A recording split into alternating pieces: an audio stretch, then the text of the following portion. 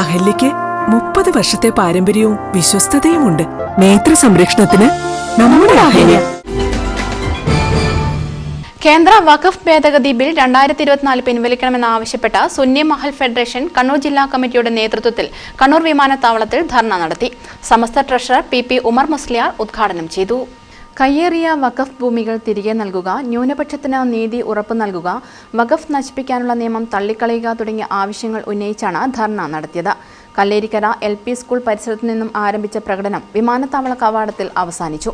തുടർന്ന് നടന്ന യോഗം സമസ്ത ട്രഷറർ പി ഉമർ മുസ്ലിയാർ ഉദ്ഘാടനം ചെയ്തു.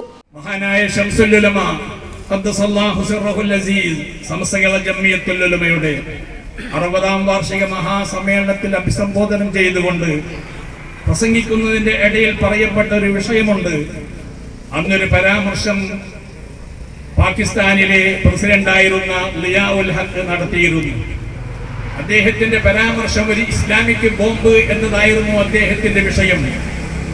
മഹാനായ ശംസുൽ ഉലമ സമസ്ത ജംഇയ്യത്തുൽ ഉലമയുടെ 60ാം വാർഷികത്തെ അഭിസംബോധന ചെയ്തുകൊണ്ട് ലക്ഷങ്ങളെ സാക്ഷി നിർത്തിക്കൊണ്ട് പറഞ്ഞു, അടുത്ത രാജ്യമായ പാകിസ്ഥാൻ, അതിന്റെ പ്രസിഡന്റ് ലിയാഉൽ ഹഖ് ഒരു ഇസ്ലാമിക് ബോംബ് എന്ന് പറയുന്ന ഒരു മണ്ണാങ്കട്ട ഇറക്കിയിട്ടുണ്ട്.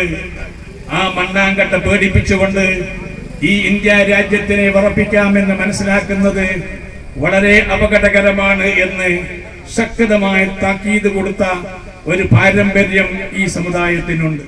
TK ഷരീഫ് ഹാജി അധ്യക്ഷത വഹിച്ചു. ബഷീർ വെള്ളിക്കോത്ത് മുഖ്യപ്രഭാഷണം നടത്തി. ജില്ലാ സംയുക്ത ജമാഅത്ത് സെക്രട്ടറി അബ്ദുൾ റഹ്മാൻ കലായി, മുസ്ലിം ലീഗ് ജില്ലാ പ്രസിഡന്റ് അബ്ദുൽ കരീം ചേലേരി, EP ഷംസുദ്ദീൻ തുടങ്ങിയവർ പ്രസംഗിച്ചു. ഷരീഫ് ഹാജി, അബ്ദുൽ ബാക്കി, അബ്ദുൽ ഖാദർ ഹാജി, EM ബഷീർ തുടങ്ങിയവർ പ്രകടനത്തിന് നേതൃത്വം നൽകി. വിമാനത്താവള കവാടത്ത് പോലീസിനെ വിന്യസിച്ചിരുന്നു. News bureau, Mattannur. Madhurag gold and diamonds, Madhurag building, Kannur road, Chakkarakal.